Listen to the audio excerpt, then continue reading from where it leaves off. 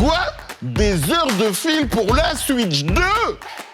C'est ce que des gens ont fait pour la sortie de la nouvelle console de chez Nintendo. Et c'était carrément la folie dans certains magasins. Même si, d'après les spécialistes, cette nouvelle console n'est pas une grande révolution, si tu vois ce que je veux dire. Alors pourquoi toute cette grande effervescence? Tout simplement parce que c'est la console qui succède à la Switch première du nom qui était sortie en 2017. Voilà, c'était une grosse console qui s'est vendue partout dans le monde, qui a été ultra populaire. C'est la 3e console de jeux vidéo la plus vendue de tous les temps. Lui, c'est Ibrahim. Il travaille chez XP, le média gaming de la RTBF. Et en matière de consoles et jeux vidéo, mon petit poulet, il s'y connaît. Alors ok, cette nouvelle Switch, qu'on l'aime ou qu'on l'aime pas, une chose est sûre, c'est qu'elle fait beaucoup parler d'elle. Hein. Tu me crois pas? Il suffit de prendre son smartphone et de regarder sur les réseaux sociaux. Et là, bim, plein de vidéos d'influenceurs et de gens comme toi et moi, qui font du unboxing. C'est de l'anglais.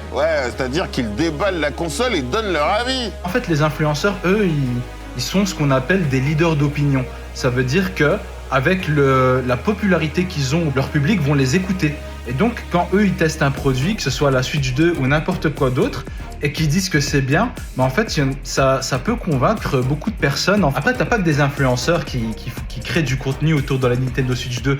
T'as aussi des personnes, j'ai envie de dire, lambda entre guillemets, ça veut dire qu'ils n'ont pas beaucoup de followers ou qui font des vidéos pour leurs amis ou pour leurs proches. Ça fait partie de la culture gaming sur les réseaux sociaux. Et puis, comme la sortie de la Switch est un événement en soi, mais tout le monde en parle, même les médias traditionnels.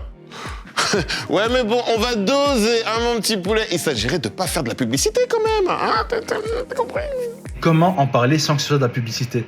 Eh bien, tout simplement en étant honnête. On teste la console et en fait, on dit ce qu'il y a de bien, mais aussi ce qu'il y a de pas bien. Et il faut pas se gêner à le faire.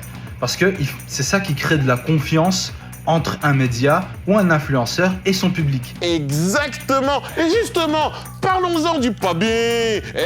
Le prix, 470 € pour une console sans jeu.